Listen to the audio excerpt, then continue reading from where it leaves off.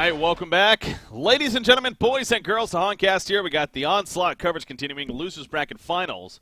Nullstone currently up 1-0 over Shrek is Love right here. So 70-minute game number one. Definitely, going all throughout there as far as both the teams, just a back and forth battle. It seems like Nullstone, for a lot of the later game, were in their favor, but even throughout the late game stage, Ogre had some shots, had some chances, and solid game definitely all throughout. But Nullstone pulling through behind the carry of Dark Liddy and a couple other reasons, safe to say. So they're up 1-0, trying to take care of business and move on to the grand finals. Shrek trying to force that third game. Midas first pick so far into Moira, so things are familiar here. Magmus into Cthulhu Font as well coming out. So, I'm looking at the initial bans too, and I know Shrek did the last game too with the Oogie, but I don't know if Oogie is necessarily a hero you ban anymore against Nullstone. Well, you say that, and then they pick it and dominate. Yeah, exactly. No, I know. That's the problem.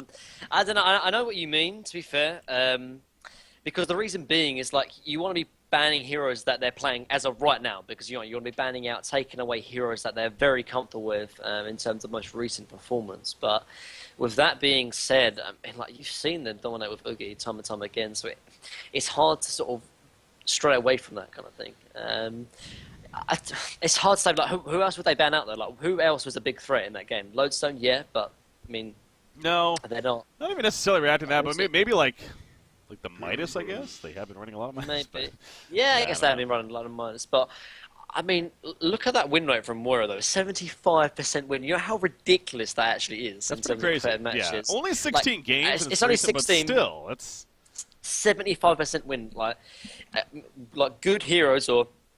quote-unquote, like, broken heroes normally only have, like, a 60% win rate kind of thing, but having a 75, that's, number one overall with Rulka. Like, it's just ridiculous, honestly. Like, that's a really, really, really, really high win rate, honestly. But yeah. Regardless, to pick up here, I mean, I guess Nullstone, they prioritise Midas over the Moira, that's why they picked it. I mean, don't get me wrong, Fuzzyslov plays a fantastic Midas and has great success with it, but Moira just seems to open up a lot of different avenues in terms of play with what she can do. Obviously, she can gank very effectively with her ephemeral forwards, can obviously disengage very well, obviously with the Arcane Vortex, can sort of help out in terms of team fights, well, like the defensive capabilities. Like, there's so many different things, obviously, the mana, like every one of her abilities has a great sort of skill set for doing different things, and no surprise we see it first pick here from Ogre. I mean, if Nullstone not going to take it, they'll take it from themselves. So yeah. You see Nullstone, that head-to-head matchup, including last game. They're 5-2 against them, but taking that consideration as well. Again, see the overall records too. Yeah, Nullstone slightly ahead of that 50% win percentage. Shrek having a little more trouble there, but Quincy, do you have the like overall stats between Legion and Hellborn? Like, who has the higher win rate? Legion and Hellborn? Classic Legion versus Hellborn. I'm just wondering. What is it, like 55 to Hellborn, 45 Legion? I don't know. Yeah, I would assume Hellborn's ahead, but we got the picks finishing off. Obviously, Midas, Magmus, and Tempest is what Nullstone finishes with. You got Moira, Cthulhu Font, and Puppet Master coming out for Shrek here. So yeah, that's sense. About right. 0.5 difference, but Tempest decent pickup though. And seeing as you've already seen their sort of jungler as well, it's not going to be like a Parasar and Ophelia that can sort of counter you to a big degree. Moira is a hero that can actually deal quite well against Tempest Ultimates, because obviously you can Arcane Vortex into a counter Tempest Ultimate, which can really stop any kind of damage that Nullstone are picking up. And seeing as actually they've got Magmus and Tempest, Moira is actually really, really good here in this game, because the Eruption from Magmus can completely be nullified. Same goes for the Elemental Void from Tempest. So yeah, Moira, or Cluckbuck in this case, can have a lot of chances for some big plays actually. See the carry options, obviously a lot of them being banned out here, Swiftblade, Shadowblade, and they did the Dark Lady, of course, on top of that. So, I mean, Malakin is still on the board, right? They could go the Malakin option themselves. I don't see why not. That, yeah. Would work really well with the Tempest anyway. And the Cleave, if you can catch 2 or 3 in the Tempest, like you cleave everyone down, similar to like a Dark Lady Rune Cleaver. But or they could go Forsaken Archer. I mean, oh god, no, that hero is actually like trash. I'm gonna keep bringing it up until it actually happens, man. That's still one of like the what is it, like probably like 7 or 8 heroes now that we haven't seen on record at least. So one of these times though, she will make an appearance. See Shrek is from this side here. I think Nullstone, they need to finish off with a strong physical presence carry, though Malakan would be good. I think even perhaps a Gemini or Ogre will pick up Malakan themselves as well. All right. I mean, to be fair, like I said, I think Nullstone would have definitely picked up Malakan, a very, very strong hero, and it would have fit perfectly with them. And so now Nullstone are in a position of like, what else can we really pick now that can deal with it? I mean, I'd like to say maybe, yeah, Gemini, but Gemini isn't great against Pubmaster because the dogs can get wrecked because of that. I mean, I guess that's probably their only real option because what else do they really play? Kronos, actually. That's maybe perhaps a Kronos. You can jump, but then again, like Moira count, and then Moira, Moira, but Kronos, Moira does sort of counter Kronos quite a bit because it's similar sort of Tempest on Draconis or Clanks. Yeah, they're not a Clanks team though. I don't think Big Bang plays a lot of Clanks. I gotta play something different, most likely. So. Yeah, I guess. Gemini is the only one that makes the most amount of sense. But I would love Nomad. That'd be fun. Probably not gonna be that though. It would be cool, but he has great. Or Sullivan, I guess. Yes. All right, there's a second chance for them. I actually like this though. Yeah. Not only because they played it well last game, but it makes sense in the draft and the strategy. Like what we saw from yesterday is that Salomon isn't a late game carry. What he is a strong mid game carry because you can sort of take the window timing of the enemy carry that you'll have like maybe 1 or 2 extra items over him because you've got higher GPM naturally. Because of the wish for wealth, and seeing as Ogre have picked up kind of a greedy lineup, they've got Moira.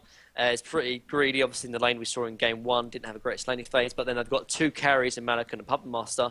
And like, where's their counter push? Their counter push is Malak and Sword Throw. And so if Salomon and the whole of Null looking to sort of start grouping up, team fighting, for example, before Ogre already, yeah, I think it's a really good pick, honestly, and I do like the decision here.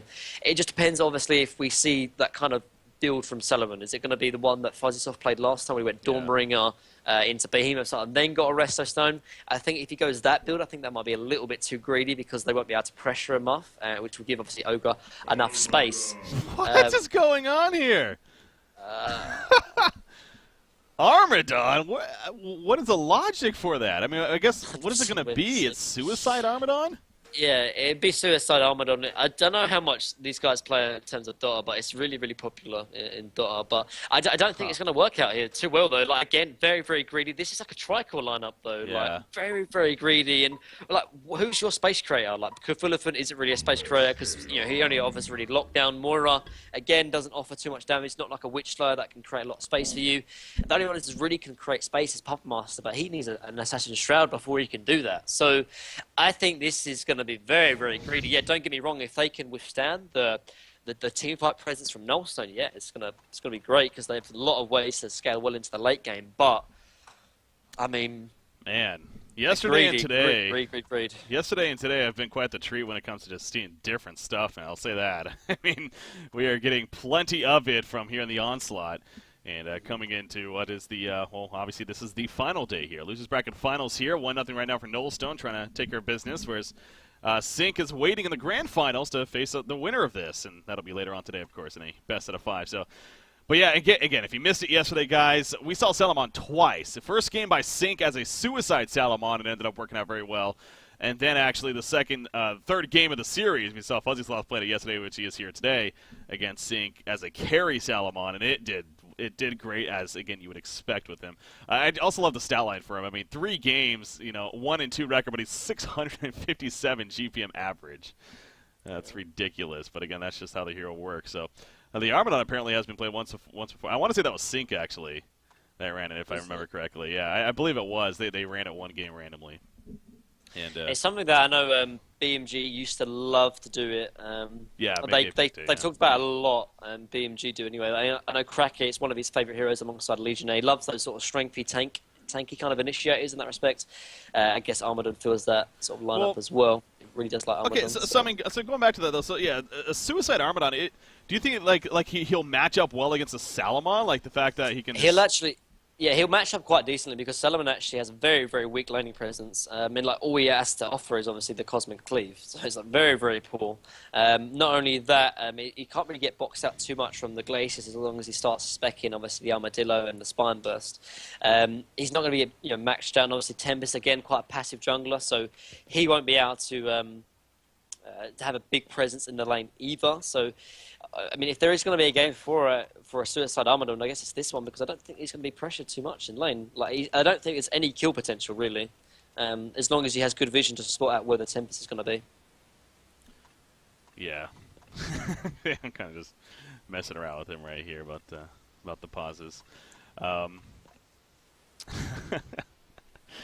Really should start tracking that to get an idea of which teams actually do pause the most in the pregame. Again, I think it's when Nullstone's involved. I wouldn't be surprised if they actually are, because all these European teams on the USC servers and whatnot.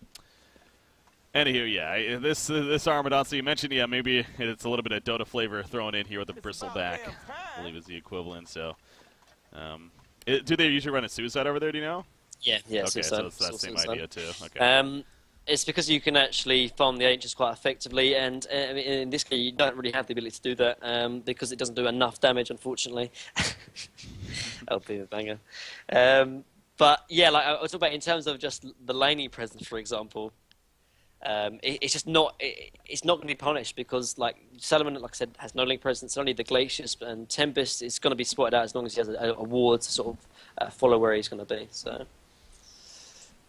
You are right, though. I mean, this is definitely kind of a tri-carry setup. Well, it is a tri-carry setup here, going up against what is the solo carry of Salomon, and it's going to be a lot of team fight potential here for Nullstone. That's what they're going to be relying on, and definitely the activity early on in the game. A very greedy lineup picked up by Shrek, but most certainly it can pay off in the long run. It's just a matter of how does the early game start and how the pace is set, of course. So, see some wards going down, blocking a couple of camps right here to start things off, making it difficult for what you got here, playing the Tempest. He does have a Rev Ward on him, so he's going to attempt at least to counter one of these Ward of Sights here. We'll see if he's successful. Is that a double block? Is this Ward of Sight block? I don't think it does here at the bottom. What? No. That doesn't it's block just it. the Rev Ward here. Yeah. That would. So as long as yeah, he if you want to takes care of block that it, you put it like kind of just to the left of the Ward of Revelation. Yeah, But doesn't right there. matter. Yeah, let's see if he'll be able to do this on the ground. Perhaps. I guess we're gonna have to do it. Yeah, it would be as if you. Oh, he's uncertain. If he puts it like in the middle, he's gonna catch both actually. Oh, But yeah, that would. he's probably gonna wait to see if it actually is blocked. if it's blocked or not, and then probably do it because that's like the most common place where it's normally blocked actually. So. Moira Armadon gonna be bottom, so Moira's gonna babysit him. They're going aggressive. Yeah, I mean, I guess this makes a little bit of sense as well because it's going to just be a normal dual lane, for example, and Tempest obviously being quite a passive jungler. Oh, they're expecting Cthulhu to be in the enemy jungler as well. He just blocked his own camp. Yeah, what you got just blocked his own camp. Yeah, he definitely thought that Cthulhu was in the enemy jungler, which makes a lot of sense, really. Cthulhu obviously a very good and aggressive jungler, and obviously Tempest is kind of a weak jungler in that respect. But like I said, they're really trying to put pressure onto Nullstone. They've got Salomon and Glacius, which is pretty League winning phase, and then they've got Tempest as well, which is, again, a greedy jungler. So they're going to punish it quite a lot. And with what they're doing here, they're going to try and win all three lanes. However, middle is going to be kind of a hard lane to really deal or get a lot of farm with in terms of Fiber Master, because Glacius Magnus, like, he's easily going to die if he's not careful, just because a stun plus combo from Glacius, he's just going to feed. So around like level 3, level 4, so he's going to have to be very, very careful. Oh, Magnus right here. You got tickets a good pressure off the bat, but yeah, perhaps going to change things up here. Moira does come to the middle lane now. Going to be a babysit for Puppet Master instead, and yeah, going to go for the idea of making it more of a 2v2, but as you're stressing, I mean, definitely some kill potential with the Magnus Glacius here, so you have to definitely be a little bit worried about that. But Mighty Marcus on the Armadon here at the bottom lane. He's definitely feeling comfortable going up against Salomon by himself here. And we'll keep an eye to see how that progresses and whatnot. It does mean Midas is going to end up being a suicide Midas here against what is Malakin, being played by Nox yet again. Getting a very comfortable hero for him. And you know, overall, again, the idea that they had the Puppet Master, I was thinking like Malakin for the Legion team, but they took it themselves. Like I said, maybe a little bit of a keep it away out of Nullstone's hands, but this is how it ended up in the end. So Tempest, from what you got, second most played hero, but his second worst jungler at 4-6. So stop playing Tempest. No, that's obviously not too bad of a record. It just happens to be 4-6, but he's going to try for that victory here and come close to the 500 mark at least. That's concerned. So yeah, Funstoff has actually got quite a lot of farm in this lane though. I guess it's not to be expected, though, to be fair, or it is to be expected, sorry, because we talked about actually more as aggressive dual laning potential last game, and it's not really there, to be fair. She isn't the most threatening, and she can get bursted down and sort of picked off if she doesn't have perfect positioning. So she doesn't really have the same ability to really pressure the enemy safe lane, and that's why Fuzzylove's got pretty decent GPM. And actually, Fuzzylove's just playing Salomon, so I'm assuming Bivbanger just is not comfortable on Salomon.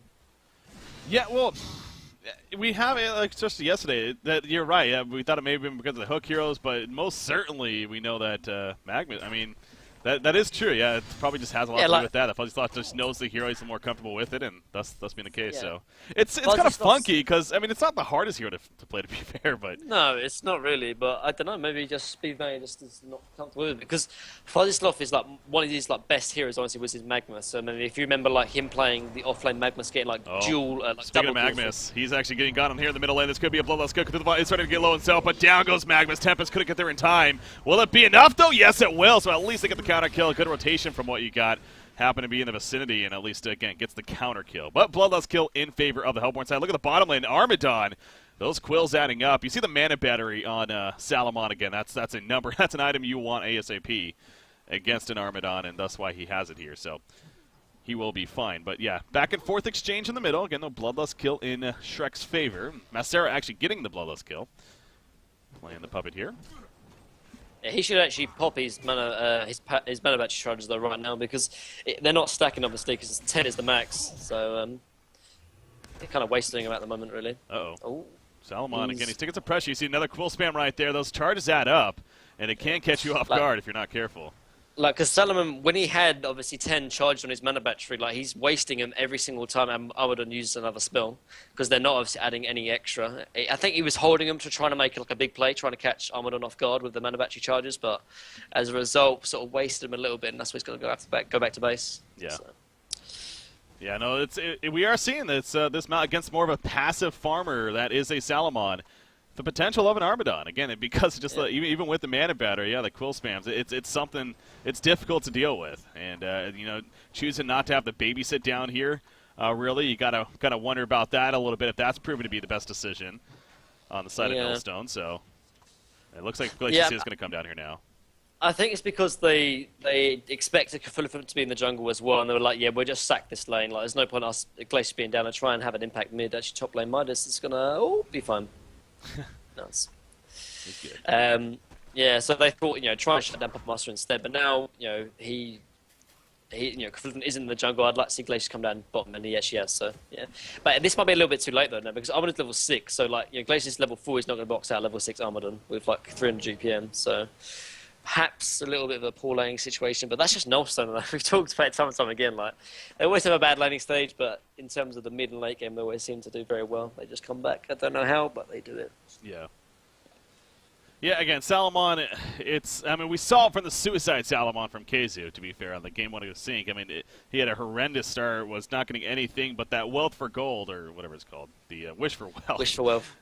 Anyways, the point being, it obviously the passive increase, if anything, is what really will help, and then again, the idea that when you do get the last hits, it's even that much more gold on top of that, which adds up. So most certainly has a comeback potential, but yeah, the difference is, though, again, he's the short lane farm of this game, so you're expecting him to have a good start, and the fact that he's only 260 gold per minute, that's pretty scary. It really is at 5.5 minutes in, because this is a hero that potentially could be 300 easily plus, if not even close to 400 at this point. So, yeah, and I think the biggest and most important thing as well is that with Nullstone, their sort of strategy obviously is that they want to start taking team fights, always pressure. Ogre, they're running like a tricore now, very, very gritty, very, very risky, for example. So. And whenever you play like a team fight and push lineup, you want to have a good timing lane. The reason being is because the good timing lane, you snowball in terms of your effectiveness and sort of taking taking towers down, for example, as well. If you have a poor laning stage when you play this sort of style of draft, you can't really group up and take team fights because the enemy team, because they had better golden experience in the lanes, they're able to actually fight you, which is the one issue perhaps that they've got here. I mean, they're not too far behind, to be fair, but it's something that they should definitely be careful of. Yeah. Well, looks like, unfortunately, Beaver Banger gonna DC right here. So, again, just like the first game, hopefully not too much of an issue here. I'm just gonna reconnect you shortly, and we'll be good to go. We do got, again, this is only game 2 of this series, and Sync Esports is waiting in the grand finals, a best of 5 with them being up 1-0 is what is on the line later on today. And we talked about how Sync is also boot camping currently, getting ready for the World Finals. Apparently Casey's been a little bit under the weather, but I've even seen him in chat today and everything. I'm sure he's fine as far as that's concerned. Just making sure he's going to be good to go, especially for that. But another thing about this, obviously the prize pool is always important too, and $3,000 overall prize pool. But the loser of this match will finish off with $500 of that for third place, so something. But increases to $1,000 for second, then $1,500 for first. So better money, of course, as you would expect if you advance on here. And right now, Nullstone in that better spot to do so. So the ready call comes out and going to be good to go here shortly. But yeah, looking at the GPM charts right now, again, only 5.5 minutes in, but definitely Shrek has to be feeling fairly good about where they're at so far. But things can change as time is still early on here. I do love, though, how we're just seeing so many different things now. And again, knowing that around the corner, too, like this is without even seeing the Southeast Asian teams and CIS and whatnot and what they're going to be running at the World Finals. It's kind of a glimpse of, like, we're seeing some weird things here. Expect more of this at the World Finals, basically, because they do different things across the world. So definitely. And not only that, but just because it's going to be different teams in different regions, I mean, people are going to have actual sort of specific plans and strategies up their sleeve, like secret sort of strategies. So expect to bust out some special strategies. I know probably BMG and Sync definitely have some things up their sleeves, and it wouldn't surprise me if other teams have them as well. So more diversity, which is going to be kind of cool. Yeah. Salomon, though, again, that ulti form does give him presence if a fight does break out earlier on in this game. So see if it's quite interesting as well. Actually, he's actually spec'd his Cosmic Cleave over his Wish for Wealth, because he's actually had a hard time in lane from Armadon. So that's why he needs a little bit more lane presence that he's coming up from Cosmic Cleave. Otherwise, obviously, he'd be maxing out the Wish for Wealth, but yeah, makes sense, I guess. Yeah, that's a good point. Yeah, no, that's definitely that's interesting because Wish for Wealth you would think is just you want to max that out on a hero like Salomon because of how he's struggling a little bit. Definitely understandable, at least, what goes for that. But see right there, kind of back and forth harassment. But again, those charges just add up so quickly. And you see, like, he's already at half life. I mean, it's how does he withstand that? You do see Glacius again is down here, but even Glacius, it's a level 6 Armadon already. So now level 6 Tempest also coming over. They need to go now. Yeah, this is a good chance right here. Armadon getting a little too greedy. Mighty Marcus, it's finally going to bite him in the ass right here. Now he has his back turned, and that's, good for Armadon. Of course, he does have the Armadillo leveled up, but it doesn't matter. They will get the kill. So they make him pay at least, and finally some opening up here for Nullstone at this bottom lane. Yeah. Nice rotation, but it's just because he had no vision. Like, he had no vision on the Tempest, had no vision on the Glacius, and because of that, he just died. Top lane, Midas might be in trouble. Wow, way over here. Yeah, Cthulhu finding him in between the towers. Haystreet helping with that, trampling 5 more seconds. He's going to put in the auto attacks. One more?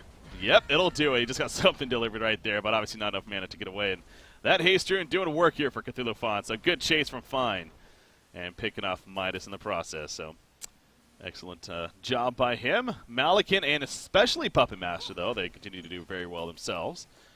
Puppet Master here in the middle lane, nearly 360 gold per minute. Again, this is, like we talk about, more of the secondary carry role Puppet Master. We've seen this a couple times, but it seems like still getting the Assassin Shroud and going from there makes sense. That's back to the bottom lane. Armadon again.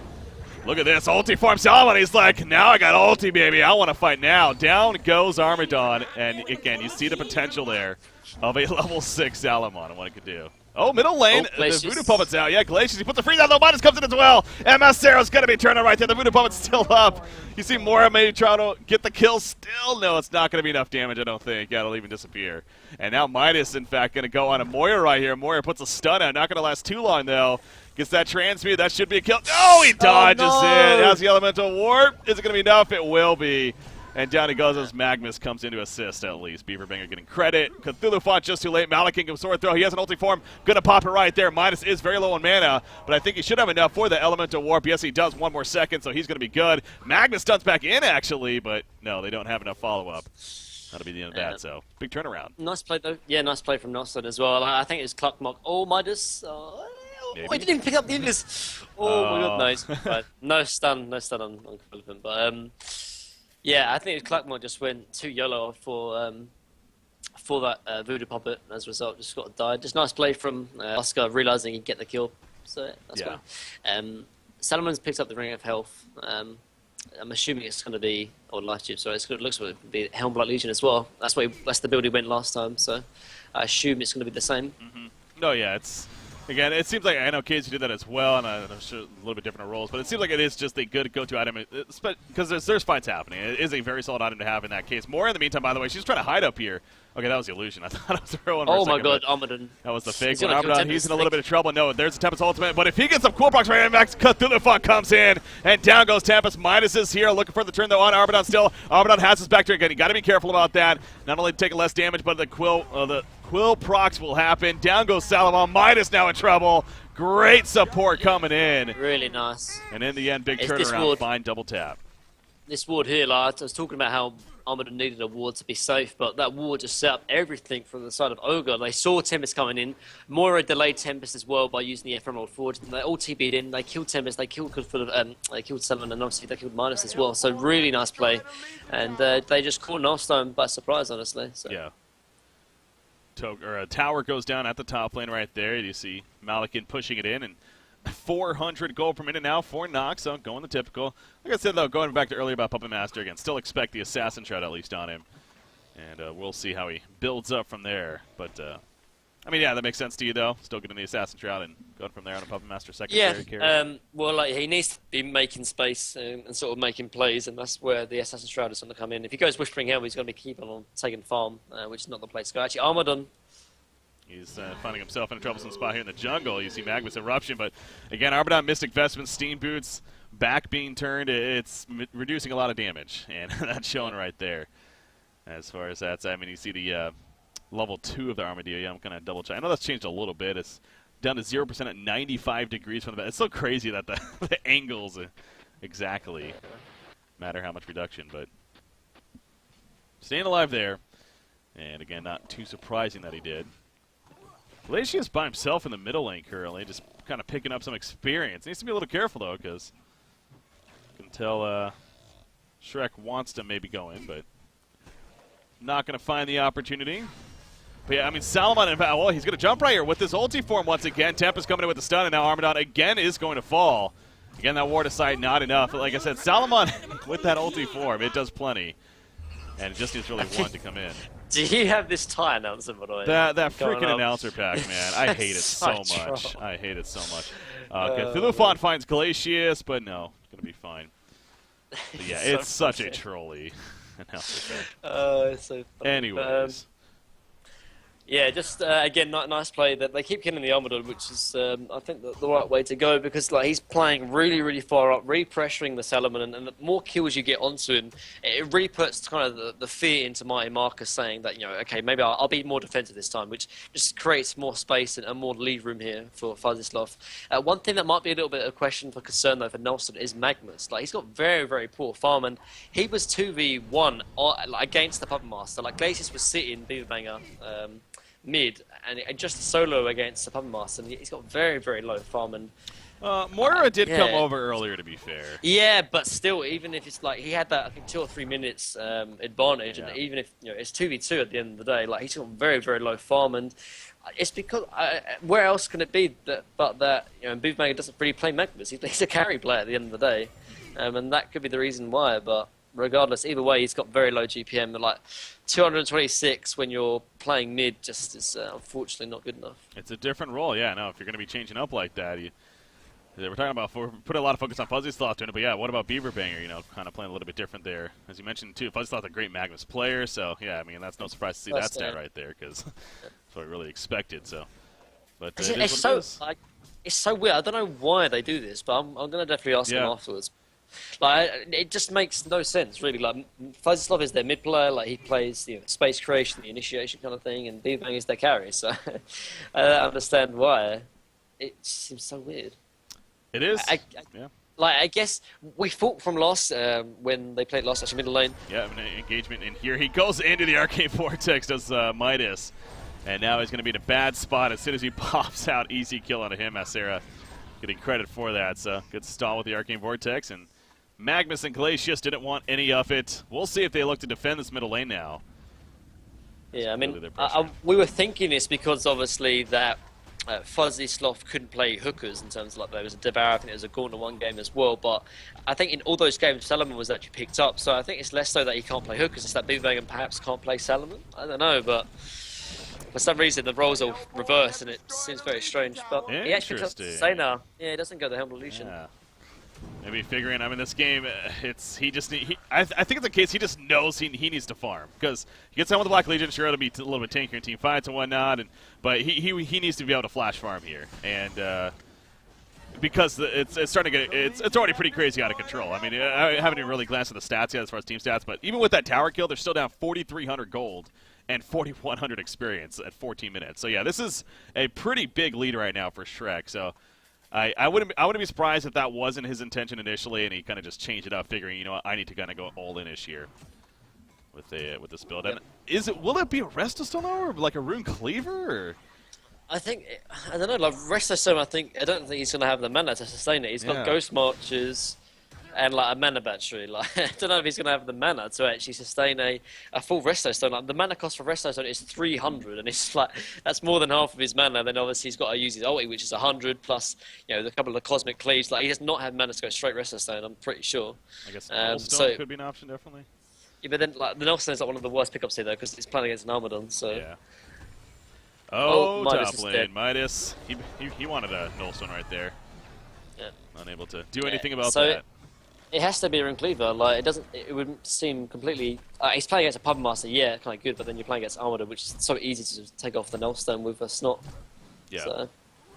Yeah, it's good against Puppet, but yeah, I see that logic too, though. But if anything, it does. Okay, yeah, he's on the Rune Cleaver, so enough about that. I thought so. Makes sense. He's going out there. Yeah, kind of that all-in-ish, like I said. Now, middle lane, they need to be careful about this because they're pushing in, but you can tell Shrek is going to be ready to respond right here. Moira's already here. She has an Arcane Vortex. Going to use the Ephemeral Forge behind them. And maybe catch them, actually. Oh, yeah, there we go. Gets Tempest at least. Here comes the supporting cast. Tempest in a lot of trouble here. He gets jumped and very likely going to fall. Now, Magma Stone, big stuff by him. Tempest doesn't even ulti. He does. Big turnaround right here for Null Stone Gaming. The Glacial downpour. Down goes Malakin. Down goes Cthulhu. Armadon joins the party late. He does have full life, full mana. Good to go, but Salomon comes out of the ulti form, and he takes out Puppet Master. Moria falls. It's a near genocide. It's just Armadon. Now, Armadon can be scary with the Quill spam, so don't think that it's over just yet. Mighty Marcus, he's going to be running away for now. Do they have a stun? They do. Magma stuns in. Again, look at the damage, though, coming out from it. But, yeah, it's not nearly enough, and down he goes. A genocide for Null Stone Gaming. What a fight by them. Yeah, and I think that Moira ulti definitely backfired, and they're going to take some Ancients now as well. So really big turn of events here for Null Stone. And I think Ogre, they didn't respect the AoE. The AoE from Glacius, the AoE from Tempest, Magmus, and obviously the damage that Salomon actually has. So, I mean, you have to remember, like, Ogre are running a tri-core lineup. They want to take this late. They want to try and delay the game as much as possible. And there they are trying to force teamfights break here, and clearly it backfired. Yeah. Huge turn. Yeah, look at Salomon. 480 gold per minute. The Rune Cleaver option, the very good item here, especially because of how that played out. I mean, I think it's safe to say he's happy that that it worked out wonders here. 21 more gold already saved up, and yeah, now that he has the Rune Cleaver as well, he's just going to be flash farming like crazy. Yeah, you just see that it's over 500 now all of a sudden. It's ridiculous with this freaking hero. So this is where he starts to take off. So no doubt Shrek is now a little bit worried, perhaps, compared to where they were a couple minutes ago, even, and understandably so. Like, you know, Armadon getting there late, I think, obviously was a big deal, too. He obviously probably wasn't expecting a big team fight to break out. All of a sudden, it kind of did. He had to waddle on over, and by the time he was, again, the damage was already done. But, yeah, big turnaround by as a team. And you see the bigger and better items for everyone coming out. I mean, obviously, Portal Key, now Major Totem here on Magmus to go Tablet. You got what you got on Tempest. He's got his solid core early on. Mine is still struggling a little bit with his farm, but he'll get there. He'll get that Portal Key eventually and be of more use here. So Malakin on the other side of the spectrum still hasn't finished his Insanitarius. Okay, this looks like it's being delivered, actually. I believe it does require a pattern, right? Yes, it does. So he still needs a pattern, but I think he has enough gold for it now, actually. Anyways, he's going to have the Insanitarius here with the Whispering Helm. Again, you have the Assassin John now for a little bit already on Puppet Master. And speaking of that Armadon, his farm has slowed down a little bit, but it's, well, not really, I guess. 36 gold per minute. I thought it was going to be slowing down, but it's actually still up there, so We got a game, if anything, though. That's the good thing. He goes Firebrand. All right. It's only going to be into Dawnbringer, something that he did do last game. It's kind of a solid stats, obviously, on Salomon. Helps him farm better, gives him an extra bit of mana. The extra sort of tankiness. It's just kind of a reliable item, obviously, on Salomon. He'll probably go Resto after the Dawnbringer, I think. Like, he's going to need like a little bit of a mana or an intellect item to actually give him enough mana to actually deal with the Resto, which is probably the reason why he's going to go into Dawnbringer. But then after that, he'll get that Resto, and then he's going to be a threat in team fights. So. Continuing to clean up the bottom lane. Again, that GPM just continues to go up and up. Really skews that GPM chart. Bottom lane, though, he is in trouble. Invis Puppet Master with the Assassin Trial, but he reacts in time. Armadon coming up a little too far right there before Puppet Master was ready. So, yeah, that's the big... I mean, there was no vision. That was just simply, I think, he just saw Armadon and figured something's up. So he was so... I thought he was going to die because he went back for that creep wave, but he only went for one Cosmic Cleave and backed off, so... Nice presence of mind there from Fuzzyslov. He was for sure dead if he got caught out by that Puppet Master. Yeah. Yeah, Midas as a suicide, it does seem like it's not nearly as powerful for him. Yeah. We've seen him a lot lately. And that's why I was talking about that. It just doesn't seem as strong, and the stats always nice to back your point up, really. But, yeah, it just seems you can have a lot more impact, like, because obviously when you have the transmute levels, you can have such a big impact a lot earlier than you normally could. Actually, Puppet going for Solomon again, actually, but I don't think he's going to be able to kill him by himself. I don't think so. I don't think he's going to have the burst, so...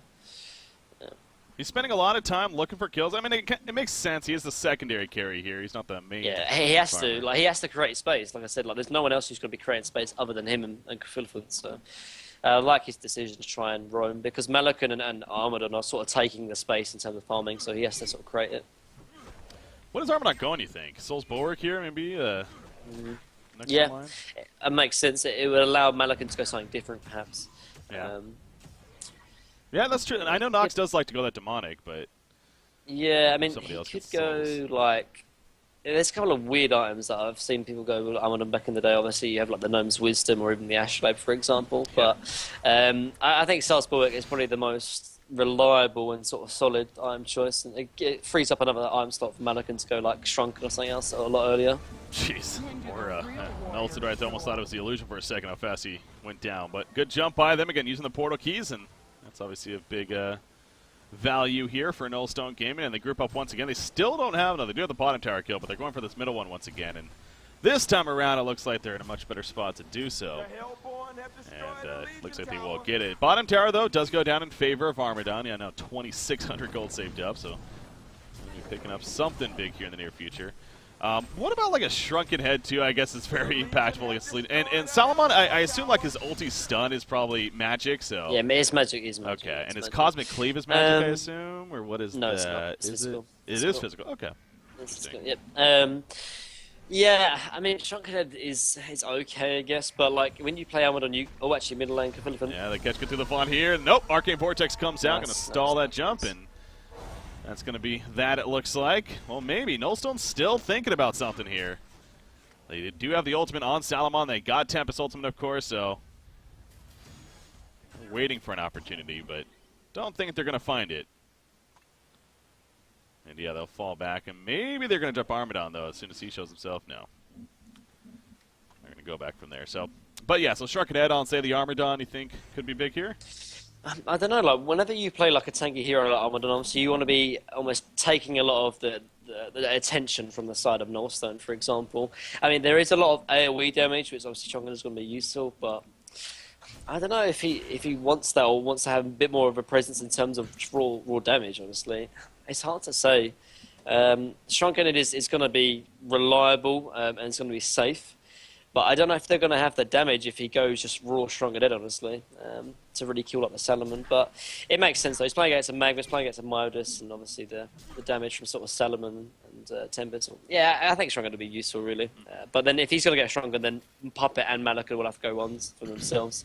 Otherwise, they're going to get targeted and just die in team fights. So, yeah, makes sense. Yeah, like a triple Shrunken Head will be useful. Definitely. So. You know, speaking of Armadon, too, as well, though, we're on that topic. Again, his Snotstorm, you mentioned it earlier for, like, good Nullstone counter, but it's actually there's a Shrunken on Salomon being picked up there. So, again, he's going basically what he did the last game. But the Snotstorm's minus 2.5 armor each time he uses it, and it stacks up to, what, 5 times? So, yeah, you're looking at 12.5 minus armor, potentially, that it could get up to, you know, most likely in the 5 to 7.5 range. And you got Puppet Master, you got Malakin, a lot of physical presence here on this Hellborn side. So that kind of leads to this Legion team now. Abyssal Skull, Ring of the Teacher at the very least, a Soul's Borth themselves, I think are pretty important items for them to have. And they don't really have it yet, and I know they don't have the best candidates, but...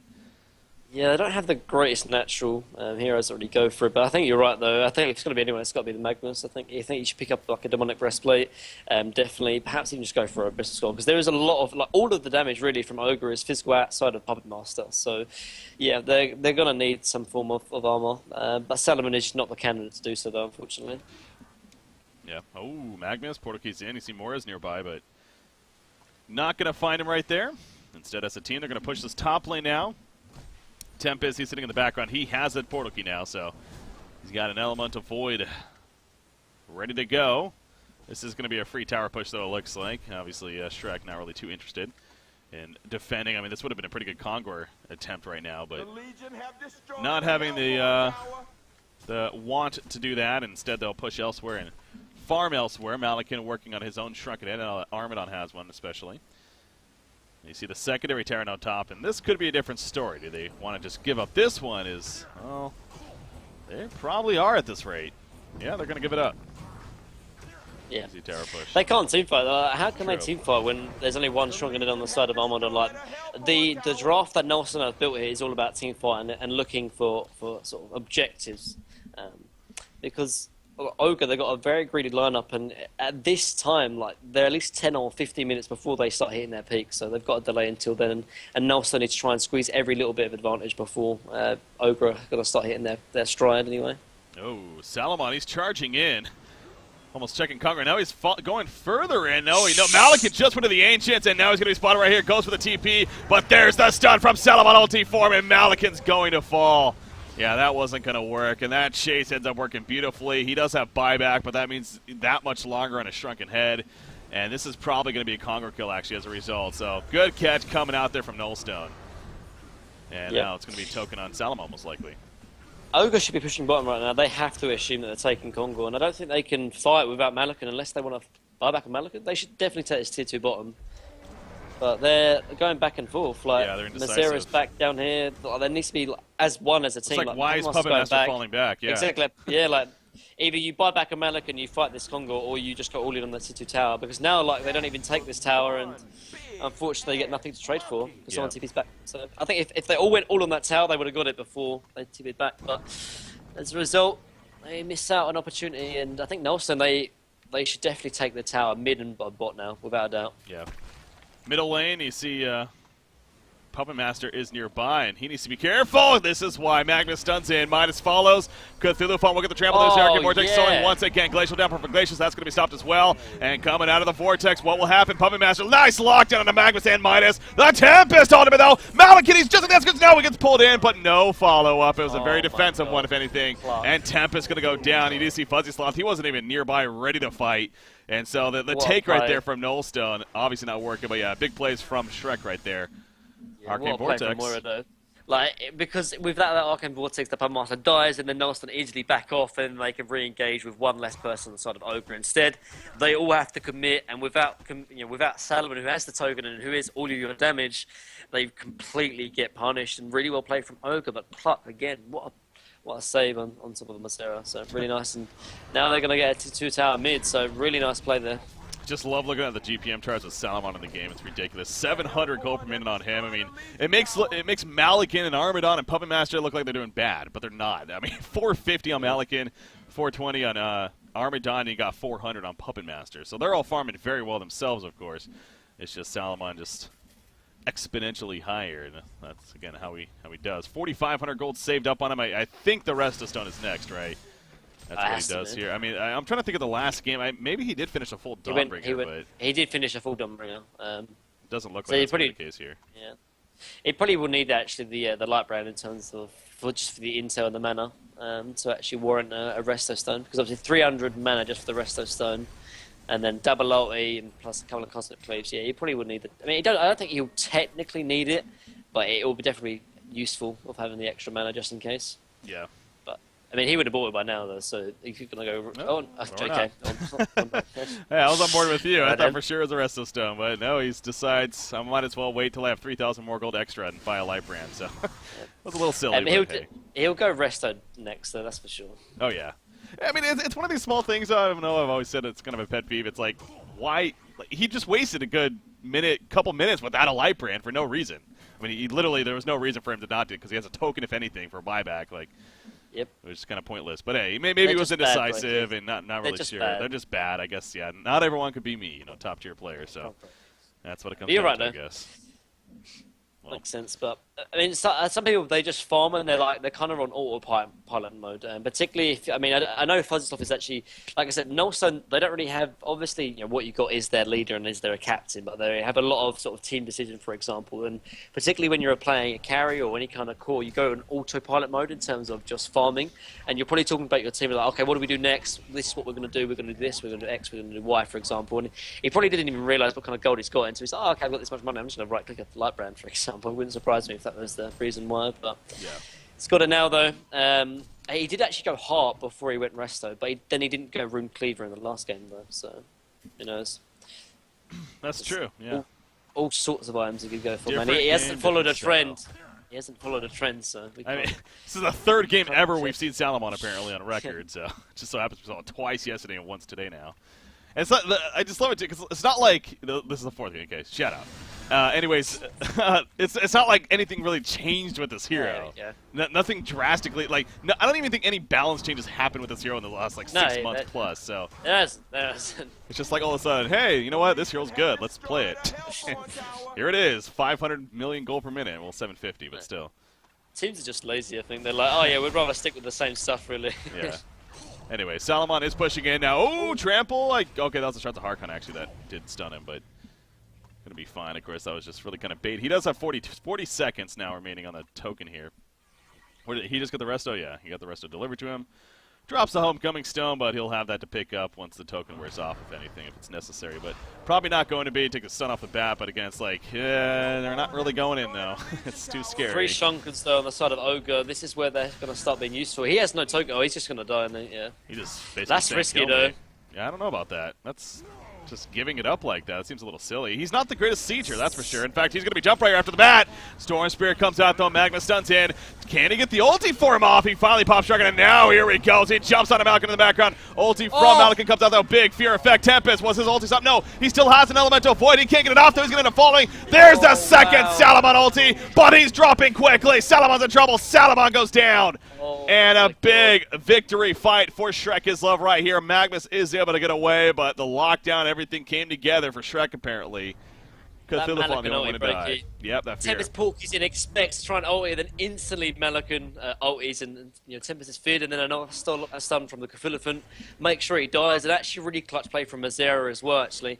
He actually used Puppet's hold onto the Magnus when he was erupting, so when he finished erupting, he just sort of stood there. He tried to run and got pulled back, for example. So really clutch plays from all of Ogre there, and as a result, they easily take that team fight there. Yeah. But yeah, that Tempest ultimate not going off because of Malakin was definitely the biggest thing. And I think, again, Armadillo's kind of an interesting hero, too, that it's hard to really tell how much damage he's putting out, but I guarantee you, he was literally breaking his finger pressing that W button. And yeah, you look at the damage charts, I mean, that's not too surprising, but he just spammed that. I mean, there's actually, it just so happens on Reddit, there's a, one of the top posts lately was a picture of Mr. Bean just pressing the piano key, and it was basically saying, how I feel playing Armadillo in the later game, just over and over and over again. Because that's what you do with this hero. You just literally spam W in fights. But again, especially with the charges adding up and the AoE presence, it was hitting multiple, if not even all the heroes. Yeah. I mean, that's so much spread damage that's coming out.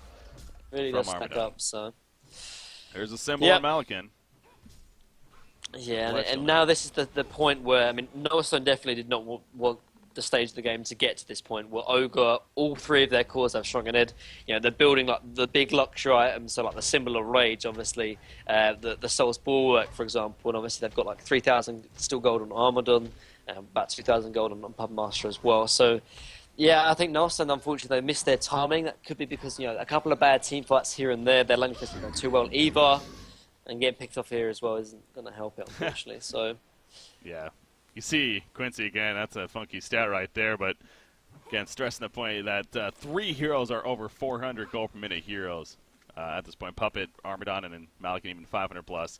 So again, even though Salamon's up there, making kind of skewing it a little bit, it's still they're across the board doing very, very good with their farm, and that's on 3 different heroes. 3 different skill sets, obviously, where Salamon's just himself, and really is that ultimate. Really, so I don't know. I'm still not sure about the verdict of Salamon. To be frank, I mean, I know this hero farms like crazy, and it's ridiculous in the numbers, but is he really the best? Because is he really doing the most with the items that he's getting compared to others, like a Dark Lady or like a Malakin or whatever? It's not because of what he does with the items he's got. Obviously, like a Dark Lady with 740 GPM is going to do a lot more than Salomon with 740 GPM. The real niche of the hero is that you get 740 GPM and you get, like, say, 10,000 net worth 10, 15, 20 minutes before the enemy carry, and because of that, you try and take like an advantage in a team fight, for example, with the item window. Is it safe to say he's a mid-game carry then, not a late-game carry? Yes, okay. Exactly. That makes sense. Exactly what I'm trying to say, and that's why it fits in this draft here, Breaky. Like, you got Null. They don't have really any kind of late-game scaling carries, really. But what they do have is Fuzzy here, farming incredibly well, got a good item advantage actually over all the carries here on the side of Ogre, and they're trying and force advantages, false objectives. But unfortunately, they haven't been able to force enough, honestly, because they've got stronger nets now on all 3 of their cores on the side of Ogre, and it's getting to the point where Salomon really isn't offering too much, honestly. Like, he's got a lot of farm now, but unfortunately, the side of Ogre, I mean, you contribute all 3 of the the tricle here on the side of Ogre, and they're going to easily out farm and out carry Salomon. So unfortunately, I think Nelson have missed their timing window.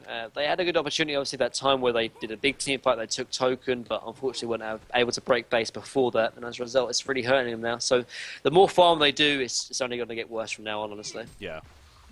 And we're definitely in, a very passive state now of this game, as you would expect, especially with these 2 teams going at it.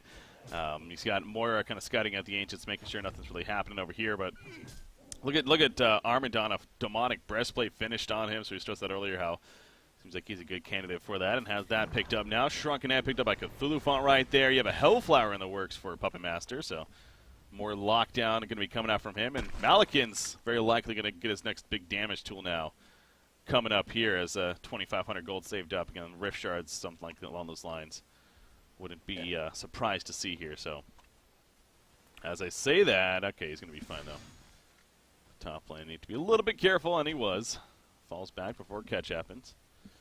But yeah, it's really feeling like, again, this game is, we could very likely be going to a game number 3, unless Nullstone wins another big fight coming up some way, somehow. Behind the power of Salomon and as a team. I mean, again, they have Tempest, they have the team fight synergy, and most certainly if they get the catch, they can win a big team fight. So it's by all means not out of the question here, but Shrek is feeling fairly good themselves, I'm sure, about where they're at. Now, one of the dangerous things, though, you don't want to do if you know something. Now, 5,300 gold on Salomon. You don't want to be pushing into the base with this much gold pulled up on your carry here, I think it's safe to say. Oh. Perhaps buying something, but yeah, we're going to see something here. Armadon's invis, they have no clue. In jumps Tempest, but Malakin catches with the ulti form. Tempest is going to fall. Why he jumped in there like that is beyond me, but he did, and thus he pays for it. Glacius also going to go down. No, he actually lived. Wow, he ports out. Yeah, the Void Talisman. Yeah. That's Void Talisman. Keeps him alive. Anyways, but yeah, I don't know what Tempest was thinking there. That was silly. Well, I mean, they knew they were getting a little bit desperate, honestly. They knew they had to try and do something. Yeah, it was a little bit aggressive, a little bit YOLO, seeing he doesn't really have strong head, but still, they're looking to try and find anything or something, but wasn't able to find it, and I mean, now they're going to lose token as well. Or maybe not. They're not going to do it. Yeah. Strange. Yeah, no, going back in. Okay. Yeah, they get the... Man, this Armadon is farmed, though, like, really well. Like, yeah. Really, really well. Oh, Glacius. Oh, Puppet. He finds Glacius, kind of. Opens up finally, but is forced about to struggle. But again, there's that Void Talisman. Now, Puppet Master actually the one in trouble. There's the Arcane Vortex. Cthulhu Font, he's going to go. He stuns Magnus, actually. Magnus in the background being locked down as he's trying to come in to help. And now he's in a lot of trouble. Salomon jumps Moira, though, and just destroys her. He comes out of the ulti form, pops struck at it. He has a Restil stun if he wants to try for something, but yeah, they ain't going to. And fall back as a team right there. So, yeah, they will stall a Congar at least. No buybacks needed on either side at this point, so 38 minutes in. They have that to look forward to at least. I mean, Ogre and Rushton, they've surprisingly got a lot of farm, though. 420 on Puppet, 520 on Malikan, 480 on Armament. Heck, like even Cthulhu's got like 300 UPM nearly. That's a lot of farm, honestly. Like, really, really a lot of farm. And I'm just kind of surprised. Like, normally, like this sort of strategy in drafting from Null is trying to restrict that. You know, trying to get these objectives, really sort of restrict and control the map, really control what Ogre can do to try and reduce their impact and reduce their almost race to the late game, which Ogre have already kind of achieved, honestly. They're peaking very, very well at the moment, and Nullstone, yeah, it's just kind of a little bit a slope at the moment trying to get back into this game. Yeah, they're going to try right here with the Veiled Rod, but Glacius comes out, puts a word aside down to see Morris Scott and Conquer just in case. They actually have a pretty good angle right here. This is something Rush being channeled. He's going to be looking to go in, jumps on a Puppet Master right off the bat. Puppet Master going to fall very likely. He does go down. Salamon no ulti just yet. The Fear Effect comes out. They just drop. Tempest ultimate comes out though. No Arcane Vortex, but the follow-up again. It just isn't nearly enough. Salamon doing what he can. A hat trick for Fuzzy Sloth actually, but it's just too much. Puppet Master, of course, buying back. You see Malikan and Armadon chasing down. Armadon again, I guarantee you, those quills just doing so much. He is damn fast, 474 movement speed here, and it's going to be enough to initially get away at least, and he will survive. But holy crap, I mean, the Tempest was big, but it just didn't matter. When some people might be sort of criticizing Fuzzy Sloth's ability or targeting, they actually went on the Moira instead of sort of the heroes into the Tempest. However, like he had to do that though, because Moira was just about to Arcane Vortex. It was coming off cooldown in the next 2 seconds, and if that happened, then there would be no damage onto the cores anyway. So he killed him, but by that time, obviously, the Tempest was over, and unfortunately, there wasn't enough damage to be done to the Armadon, the Malikan. Like there's two very, very tanky cores in terms of Armadon and Malikan, and like they've got only 3.2k HP, and I mean Salomon, we've talked about him not being a late game carry, and he's not going to be able to cut through that kind of damage, unfortunately. No, he's not. He's relying on his teammates, and right now there's just no sign of that. There's no sign of any presence of physical damage, especially coming out from his teammates. They're relying a lot on the ultis to come together. Yeah, I think that is a good example of that fight. Even if things do kind of line up, it's not really the best. They had the Eruption, they had the Tempest ultimate, and it just didn't matter right there. I don't know how much work Midas was able to do himself, but yeah, it's looking gloom. It's looking gloom here for gloomy, grim. That's the word I was looking for. Anyways, for Nullstone, it's looking bad. Let's keep it simple right there. Armadon is going for the Frost of Skull. Because why not? Has the Icebrand tanking up even more, has that counter kite factor, and also will decrease the attack speed on top of that. So just another bonus from that. The Rift Shards, of course, are Malakir level 3. And looks like Shrek is comfortable enough now to start doing some work themselves. As far as going for a push, obviously Tempest Ultimate is down, and I'm sure that's a big reason. Salamon's ulti is still down as well with that Wish for Revenge. 20 more seconds. Doesn't have the Resto Stone up, obviously, so Moira kind of boxing out what he can over here with that Ephemeral Forge. You see the top lane, though. Nullstone's doing the counter push. Salamon and Glacius, Salamon Illusions, I guess, but still doing a little bit of work up there, keeping them guessing, but the melee Rax is going to end up falling here middle. Salamon trying to distract him as much as possible. Here we go, and the back of Malikan jumps in. Tempest taking so much damage, and look at that. He falls shortly after. And now Salamon pops struck ahead. He has his ulti. He jumps back in himself, going for Armadon. And actually, Armadon is going to be locked down. Then Eruption didn't work too. Malikan goes down. And now Cthulhu's in trouble, so they lose the Rax. But they're going to get several kills right here to finish it off. So, again, still life here for Nullstone, definitely. Coming out, I guess. But this is going to be another one of these crazy games. I'm feeling it. Yeah, they have to go now. But they have to try and get something, or at least force buybacks, because unfortunately they're not going to take this late. So they have to go all in kind of thing right now. Oh, Midas. No, nice play from Moira, actually. I think you might be able to catch Puppet Master, but nice play from Moira, securing that. Someone actually bought post-haste TV top. Ooh, yeah, going to the top lane. Puppet Master, Assassin Shroud, or no, that's actually the Invis rune right there that he has, so lasting a lot longer. And that could be pretty crucial right here, because they're going to be able to open on to Salamon. He does have an ulti with the Resto Stone use. They catch Puppet Master. They didn't even realize, though. And actually, the show comes in a little. He's killing his Glacius, though. That's unfortunate. Glacius is still barely alive. In the meantime, Asuka does get picked off of Midas. And the rest are going to fall back. I think Glacius, his end is going to be near here. Oh, my God, he got away. Oh, right. He's had some close calls, man. He does survive that, though. They got a sheep stick on Magnus now. 5,200 gold on Salama, but again, it's like, what do you go here? It's you could sell the Rune Cleaver and just get a Doombringer, man. I'm telling you, sell the Rune Cleaver, get a Doombringer. Why not in this case? You know, Breaky, that's exactly my line of thinking as well. Like Rune Cleaver is like gonna do not much for you. You just gotta go YOLO, boys. The YOLO bringer, bring him out. He's got the money, that's for sure. Yeah, definitely think there's good logic there. So we'll see if he goes for it. Magnus stuns him with the eruption. They catch Puppet Master. Now he has a token. Remember. He will get burnt down pretty quickly. Salomon still has his ulti, as Tempest does as well. You see Moira, though, she's sitting really far back. That's exactly what they're waiting for there in that sense, knowing that Moira can instantly stop that Tempest ulti. So they get the ranged racks. They did cost the token, though, to do so. But, yeah. I know it's easy for us to say, but I really just would like to see the Salomon get a Doombringer here. I mean, he has to replace that Rune Cleaver, though. I mean, there's no question. It has to be some kind of increased damage, like a Savage Mace at the very least. But no, I mean, like if you're playing this game, you go Doombringer. That's the only thing that might be able to save them from impending doom. Yeah. Like imagine like a Doombringer, for example, like with all the cleaves from like a 4 or 5 man Tempest armor. That could be actually something that might be able to win in the game. But Savage Mace, unfortunately, is not going to do enough damage.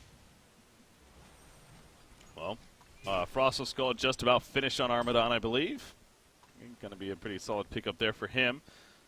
You do see the Nullstone is trying to find any kind of action up here, maybe get a pick, but Malakin falls back before he is vulnerable right there. He's actually still sitting on the level 3 Rift Shards. Interesting. I guess they have bought back, so it has something to do with that. I mean, yeah, this game's definitely continues to not be over once again, but Nullstone is... I don't know. The only reason why it doesn't seem as bad as possible... the only reason why it doesn't seem as bad as that actually is because you got a Salomon in the game who's got 800 GPM, but like Salomon with 800 GPM is like kind of standard. It really doesn't do much, unfortunately. Yeah. Particularly in the late stages of the game, he was capped out at like 35 minutes, and so the last 10 minutes he's been sort of almost losing gold in that respect. So, yeah, like just go Doombringer. Like, it would almost it would like double his damage practically. So. That is the only thing that might be able to save them. Well, that's risky, but exactly. And I hate seeing them kind of going for a push like this. I know they're going to fall back in the end, but what if a fight broke out right there? I mean, just spend the gold, man. Sell the Rune Cleaver, get a big damage item. You would still have a buyback, I'm fairly certain. Especially if you sell the Rune Cleaver, keeping that in mind. So, I just wanted to get that damage, man. I think people just like farming. Like they just love it. They just love seeing the little numbers pop up. Yeah. Like I'm rich. I know. Again, a fight didn't break out, so it's still fine. But it's like, what if? Or DD, what if a fight DD breaks top. out? Sell Rune Cleaver, get Doombringer, pick up DD, win fight, win Win game. game. There you go. That's easy as that. Let's do it. Alright, he has 8,000 gold, so something has to give here soon. Something has to give. Again, I don't think it's too crazy to suggest that selling the Rune Cleaver to get a big damage item is very worth it here, but for some reason Fuzzy Sloth is either he's still indecisive of what he wants to go, or I don't know, maybe figures just likes big numbers. Maybe he wants to buy back into buying a big damage item to kind of catch them off guard. I guess that could be something, but could you do something like use a Resto Stone, sell it, buy another one, and Resto again? It's cooldown on the like cooldown on the cooldown. Yeah, it's a global. Like I said, yeah, it's not actually on. It's on the hero, not on the item. If that makes any sense. So, yeah, unfortunately not. I think that would be fun, but yeah, no, that I understand why. Puppet Master, bottom lane. He's Assassin Shroud. He needs to be careful. He opens right here, but there's support nearby. Unfortunately, they can't do too much, though. That shrunken head. More than enough. And Salomon comes in, though. He needs to ulti to get the kill. He doesn't want to. If he ulted it, that was a kill. Go for it. Midas like back. Like the shrunken head actually just wear off before he TP'd out. Like if Midas was there, he could have easily Storm Spirited him before. That could have been maybe something, but unfortunately not, man. They need to play risky. They need to like go balls to the wall, as you would say. Just go YOLO. Go balls to the wall. You know, he might buy a courier here, but again, I hope he doesn't. He needs the damage. Like, he better not buy a Sheepstick courier here with this gold. You figure it would have been pretty obvious by now, especially with these last couple of fights and everything, that they need damage. I don't know how much more I can stress that. Yeah, I mean, Rune Cleaver are like good for like clearing out the creep wave, and obviously gives you a bit of cleave, for example. But it's not going to be enough, and he Yeah. might Oh my God, be in he's- trouble now. Actually, There's that Snotstorm, man, doing some work. He's turning on Armadon, but again, not the easiest target to kill himself. Cthulhu goes in. There's a Storm Spear on Iglesias. Not going to be the most overcommitting here from Shrek. They don't want to throw this game, obviously, so going to keep it calm here. Do they have a token right now? No, they don't, so guess waiting for another Conqueror. I've lost track, honestly. I want to say it would be the third Conqueror, but these games are blending together. We just had a 70-minute game 1, and we're getting close to 50 minutes here now in game 2, so a lot has happened here between these two games. And at this rate, again, it still looks like it could very possibly be game 3 if Shrek does come out on top, but Nullstone doing their best to hold it off here and not let that happen. 10,000 gold saved up just about on Salamon. 11,000. Okay, sold the Rune Cleaver. What is he going? Genjiro. Okay. that's not damage though. Like he's a strength I know. hero. Like Yeah. it gives him plus 45. Oh, What is that? Oh, jeez. More that's kind of distracting here.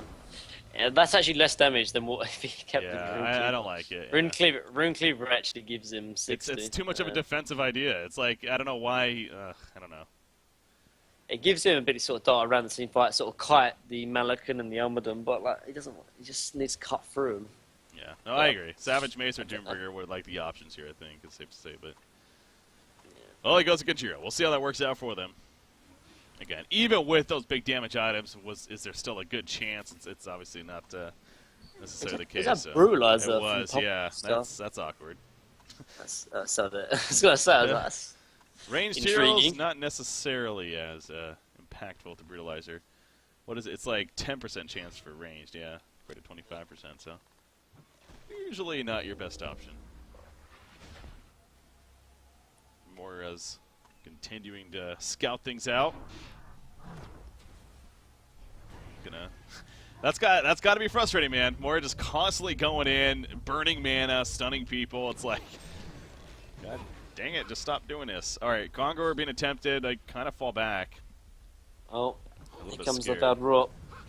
At least they're being proactive. But at they're least doing it they're right trying next to a to- ward of sight, so Oh, I'm pretty sure that was seen. Yeah, that's why Shrek's falling Yeah. back. yeah. So good. The thing is, good no one's idea, farming but- mid. It's a bit obvious, I guess, as well. If they want to do this, they want to push out lanes first, so it's not as obvious. There's no one's farming mid, like, and they're like pushing into their base. Like, where could they be? Mora in the background. Ooh, you know, it's a tense place here. Again, Mora doing the thing. Mana Sunder, I'm sure, going to be used as well. No, Storm Spirit just before. Using a Storm Spirit, though, on a Mora illusion. That's. I mean, if a fight breaks out now, that's a pretty big deal. 20 seconds left on the cooldown. Wouldn't be able to use that here. So it's just a battle at Congress. Usually it is in games like this. The stalemate. Another 5,700 gold saved up on Salamon in the meantime. I think the only thing that might be able to save him is 5-man Timbersaw. That's the only thing I can think of that would be able to maybe get him. And even then, I don't know if they're going to be have the damage to actually kill him in the 5-man Timbersaw, I don't think. But if it's going to be anything, it's going to be that. And it has to be 5 as well, because anyone will be able to stop it because he doesn't have a strong head. True. So, Well, not Yeah, it has to anyone. be all five. Armadon can't, but everyone else could. oh yeah, I guess. But then if you don't get armored, then he'll probably kill the rest of your team, kind of thing. So Spam those spells. it has to be all 5, which is, yeah, I don't know. Moira's got a portal key as well, so she shouldn't really be getting picked off from the Timbersaw armor, but. Bananas are just going to be left. I mean, they know they're there, though. Yeah, they're deciding who wants to pick it up. Looks like Puppet Master. Token, of course, on Malakin. And it continues. The stalemate continues here between Shrek and Nullstone. So, yeah, Sync, I'm sure a couple of the players, in fact, I see a couple of them in chat even. Again, they're waiting to face the winner of this. And right now, it looks like there could still very possibly be a third game coming at you. So, I have to wait perhaps a little bit longer now. Oh, Armaden, maybe? The top lane, yeah, but no, he's fine. In fact, they may want to try for something on Armadon, but that's always a difficult choice, especially in Armadon that's farm like this. Or maybe it's up here as well, though. They're definitely going to go for this. All right. Yep. It's just him. Here we go. Genjiro in. Again, it's Armadon, so I'm a little worried, but he's dropping a little bit. Spamming those DD quills. Glacius. DD Glacius Nice. assisting. All right, it will be a kill. Yeah. Took them half an hour, but they get it. Yeah. Good Nice. job, though. And he does have a buyback, though. So. Yeah, but they want to least pressure. I get something out of it, though, because obviously that's going to be one of the best opportunities they're really going to be able to get. So they should definitely try and use it or try and get something out of it. And everyone's running top, so this is their moment breaking. This is the moment. Puppet Master scouting out with the Assassin Shroud. Only 5 more seconds remaining. Needs to be careful with that. Genjiro use on the Salamon opens up right there and going to damage down the creep wave. There's a puppet shell, so they're doing some damage here. Storm Spirit, no, the Cthulhu's not going to miss because of that. So that'll be down for a little bit longer now. Not going to really be able to take the most advantage of it, though. Gonna wait for the next creep wave here. So again, token of life on Malakin. They haven't even used the buyback yet. They're just not too comfortable. And you look at the middle lane push. That's a heavy creep wave push there coming. Still a secondary tower up. That's crazy. Moira stuns in. Cthulhu goes in as well. Magnus dropping. Malakin, he's trying to get in there. He's not going to be able to chase that. Or he will actually. He ports in, pops the ulti, catches Glacius. The rest of the team falling back though. It's just not worth the risk. Glacius is still alive, yeah. It's quite a bit of damage from Glacius, actually. They could have tried to turn it, but again, Malcolm with the token, it was risky, so. But it goes back to as well, how many better opportunities are you going to have here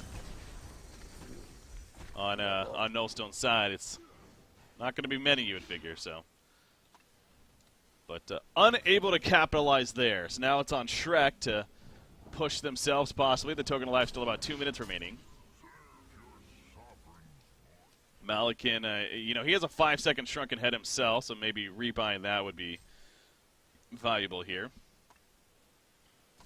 Puppet Master, the same situation, actually. It looks like Ogre are going to be the ones pushing it in, I guess. They got token the advantage, but I don't know. They're still pushing into a Tempest Magnus combo. And it's going to be very easy for Nullstone to pull off this combo, but I guess they feel they're throwing up heads just to go, regardless. Yeah. What's going on down here? Is that the real Salamon? It is, yeah. Curious about that. He's trying to do some damage to Cthulhu. He nearly kills him, actually, but that's to port out before.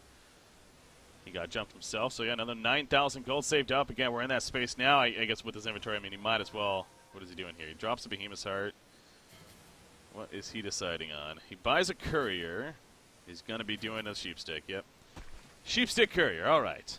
So we have that, similar to last game. Very rarely see this, but just so happens because Salamon's in the game, that's probably your best chance to see it. Jump on Armadon right here. Not the most pressure, though. Just kind of feeling it out. Again, Armadon tanky and don't want to use a whole lot. The tower, though, dropping. Going to have to decide on something here soon. Stun on Armadon. He's dropping. Sheepstick comes out, but now they're going to play aggressive on the side of Shrek. They do drop Armadon, though. He goes down. And now Salamon beating on a Puppet Master. He's actually going to be dropping him, it looks like. Ulti form up. And he gets the kill. And now he needs to focus on the Malakin. Misses the cleave. Jumps in. They'll stun on a Cthulhu Funk. Going to be coming out of the ulti form. He does right there. Does he have a second one? He does. Not going to use it right here. They're doing enough to chase out Cthulhu Funk. So actually quite the hold here for Nullstone. A hat trick coming out for Fuzzy Sloth. And the rest of the team falling back. So the Genjiro proving to do enough. They didn't even need a big Tempest ultimate or anything. They just simply picked them off one by one. Salamon got a great jump in the background, and they couldn't stop him. I don't know how that happened. I don't either. So random, but I guess it's because, when they're running with a tri-core line of Armadon, Malakun, and Puppet Master, they don't have the greatest sort of team for or sort of setup. And that's what I was a little bit worried from when they're pushing in, obviously. Although, Nullstone didn't get any big Tempest armor off, they obviously got a Magnus up. They had the initiation factor, and now they're pushing in. They're going to use the final buybacks here from Ogre, actually. Yeah, Armadon just used his. Malakin, he's up, of course. You got Puppet Master and Cthulhu. Puppet Master couldn't, but not enough pressure, so going to fall back here. It's just because I think, with Nullstone, when Ogre are pushing into Nullstone's base, they have the initiation advantage, obviously. So they could jump onto Ogre, and they brought down Armadon pretty quickly, honestly. Same goes for Puppet Master as well. That they left Malakun to his own devices. The token they find Armadon here. He has no more buybacks. They should know that, too. And he's going to end up dropping. Never mind. A little too tanky. And Moira coming in with the illusion scares them off. She's harassing Midas now a little bit. Midas actually could be in trouble now because of that Mana Sunder. Should be fun at the same time. Portal Key, yep, going to be good. As he uses it right there. So at least we'll survive that. And Harmadon, though, again, he had no buyback, so that could have really been a big kill. Yeah. I don't know. I think Solomon perhaps should have just used the resto. Maybe it's. I think he would have definitely killed Armadon if he used the resto, but I don't know if it would have been worth it. It seems strange to sort of say it would have been worth for a kill with someone without a buyback, but you've seen Solomon without sort of ultimate, does very, very little. So I don't know. Might not have got the kill even if he ulted either. So it would have been even more risky if he didn't. So I can understand. At least they forced out a stronger Ned. Obviously, I think how long was the stronger Ned used somehow? Only yes, that was his 5 seconds stronger Ned there. So still something, I guess, but. And also, are still somewhat in this game, and I have no idea why. But I think it's because they're taking a lot of their team fights in their base when they can have the initiation effect. Tempest does have Stronger Ned if he wants it, but he wants buyback as well. I think Stronger Ned is definitely worth it though, because if you like die when you've already used your ultimate, for example, you're not really offering too much in team fights. So I would like to see him buy Stronger Ned, try and land a good ultimate, but let's wait and see. Yeah. Or Midas. This is a chance. No Midas. Falls back before it gets jumped right there. Oh, they're going to lose their racks before they even realise Yep. they have no fortification. Yep. It's going to happen really quickly right here. Now, ports are coming in. Magma stunts in as well. Nice line stun, actually. Transmit on top of that. They're locking them down. Salamon, though, that fear effect doing work, and he's in trouble with the puppet show. He's going to be Storm Spirited. Going to be coming out. He has a Restil Stone. Needs to use it, though. And ulti form right here. He does. He jumps back in. Armadon's dropping right here. Salomon, though, is going to be coming out shortly. He's in trouble, but no, the damage is too much. Malika goes down. Puppet Master falls. What a turnaround for No Stone Gaming. That team fight can't again. No Tempest ultimate even needed. And there's the post-ace bottom. Salomon going to put the pressure on. No buyback Malakin. Cthulhu does, but it would be just him and Moira. Did No Stone Gaming really just do it right here? You know, I made the comment. This is a mid-game carry. I think we gotta retract on that, man. Clearly, Salamon is able to do plenty. I don't understand what was going. I don't know how they're winning these team fights. Like, on paper, it should not happen, but The initiation was great by them initially, and obviously they're not able to kill the Salamon though. Like, when he's got 2 ultimates, for example, he has like 2 or 3 lives. Like, they got him low a couple of times, but when he has his second ultimate, like, he just seems to do so much work. Like, I don't know what's going on, Breaking. This should not be happening, but it is. Like, wow, this Salamon is doing so much work. Absolutely ridiculous. They're gonna get bottom. They got middle, and they may get mega creeps. Gonna get top? They're gonna. I mean, it's just Cthulhu. This is mega creeps. Holy crap! No Stone Gaming. Salamon is proven to be doing work. And again, I still can't get over the fact this is back-to-back fights they've won now without a Elemental Void even being used. I know. So that's got to be on Shrek, right? I mean, something's just not going right here on their side. I think it's because they're targeting Salamon though in these team fights, and like he gets low, he pops his armor, and then he has like an extra, an extra 2,300 HP to sort of play around him. They kill him with that 2,300 HP. You pop us another armor, for example, and that's like he's got like an effective almost 10,000 HP with both his ultimates. I think Ogre should be focusing the rest of his team, but they're just not, and now they're fighting against mega creeps like. I mean, they still have a possibility to win this team fight, though. Salamon's ultimate is down for 35 seconds and Resto's down for 90 seconds. I mean, if Ogre have an opportunity to take this team fight, but they have to take it right now. Because we've seen the last couple of team fights, when Salomon has an ultimate, they are not winning him, for example. But with it down, he offers very, very little, so they have to go all in, and they have to do it right now. You look at the Alchemist Ogre down here being controlled by the Hellborn team, actually good for post-haste port. We talked about that before. Now, I wonder if there's a specific reason why it's an Alchemist Ogre, if that just happens to be the creep. DD Salomon. But DD Salomon, he's imaged right next to them. Malakin going to be jumped. She's comes out. Look at how fast he's dropping right off the bat. Salomon's doing so much. Malakin will die, and that could be it. No Stone Gaming. What a comeback by them. They're trying to fight here as Shrek, but I think it's just going to be 2. Money comes up for Salomon. He doesn't even need it. He's just right-clicking in his normal form. A hat trick for him. GG, well played. No Stone will win the series. 2 games to nothing. Wow. Back-to-back hour-long games. This game was not theirs to win, and somehow they do persevere. Oh my God. I don't know. I don't even understand Hon anymore, Breaking. I don't know how that happens. That's just Salomon was out-carried three calls. Like I said, this is I knew that game was just going to be another just weird finish. He did, and Salomon's really teams need to start getting interested in this hero. because he's showing these last 2 days how ridiculous he actually can be for your team. 17-2-13. I don't know, man. I'm kind of speechless. I don't even know what to say. Like, I think the only thing that makes maybe a little bit of sense is that perhaps they're focusing Salomon, like when he had a couple of ultimates, for example. But with that team fight, for example, he didn't even have the ultimate. He did have DD, which I guess was a big factor in those team fights. But Ogre, they just couldn't finish anyone off. They had 3 sort of late game cores, but they didn't have great team fight. They didn't have setup stuns. They didn't have burst, for example. And I guess that what really hurt them in those team fights. But wow, I was not expecting that finish, that's for sure. Okay, so obviously there's a lot of focus on Salomon, but honestly, we got to give credit to Magnus, Beaverbanger. He had some big ultis in those later fights, most certainly. And I think he was a big part of that, too. And I think Asuka, it was hard to kind of tell what impact he was